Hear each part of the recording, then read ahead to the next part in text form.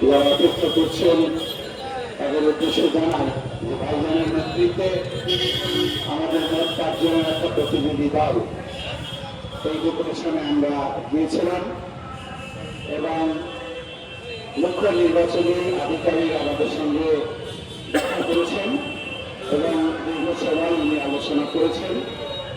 ভাইজান আমাদের পক্ষে ভাইজান আলোচনার নেতৃত্ব দিয়েছেন এবং ইলেকশন কমিশনের পক্ষে মুখ্য নির্বাচনী আধিকারিক তিনি আলোচনার নেতৃত্ব দিয়েছেন।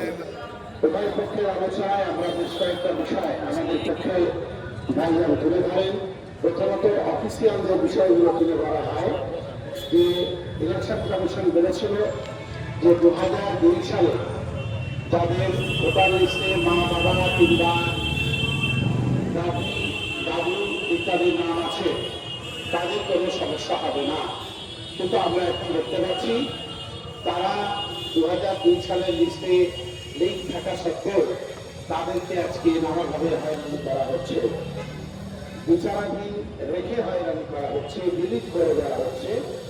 সেই সঙ্গে আমাদের দ্বিতীয় দাবি ভাইজান যেটা রাখেন যে ইলেকশন কমিশন বলেছিল যে যাদের নাম বিচারাধীন বা যাদের নাম ডিলিট হবে তাদের ক্ষেত্রে নোটিশ ইস্যু করা হবে, যে এরপরে সে করতে পারে সেটাও বলা হবে, কিন্তু খবরাখবর নোটিশ ইস্যু করা হচ্ছে না।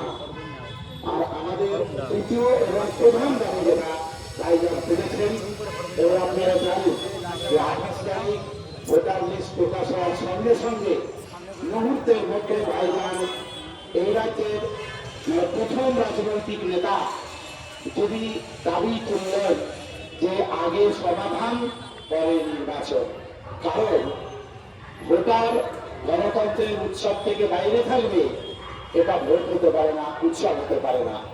তাই এই দাবিটা ছিল আমাদের প্রধান এবং মুখ্য দাবি।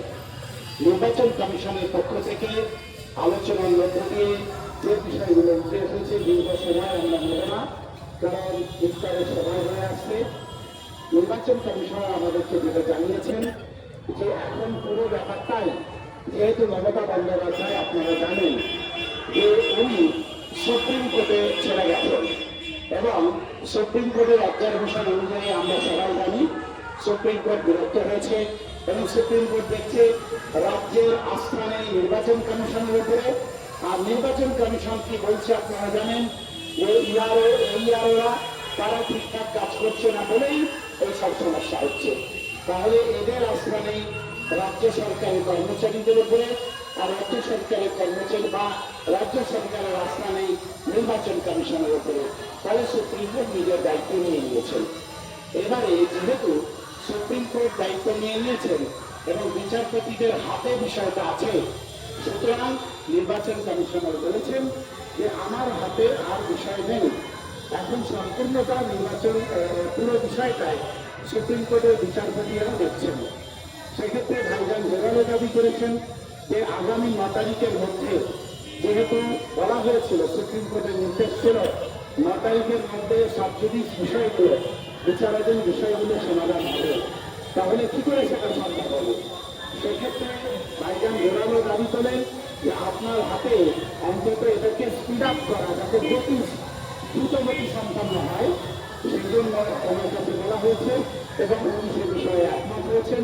ভাইজানের যে দাবি সেই দাবিকে উনি রেকগনাইজ করেছেন যে আপনার দাবি ঠিক, আমি যত দ্রুত করা সম্ভব তত দ্রুত করব। এবং নোটিশ দেওয়ার যে বিষয়টা সেটা কেন নোটিশ গেল না সেটা ভাইজান জোরালো আওয়াজ করেছেন যে নোটিশটা আপনার কথা আপনাদের থেকে যাওয়ার কথা, সেই নোটিশ কেন গেল না সেটা আপনাকে দেখতে হবে। তিনি সে বিষয়টা কথা দিয়েছেন।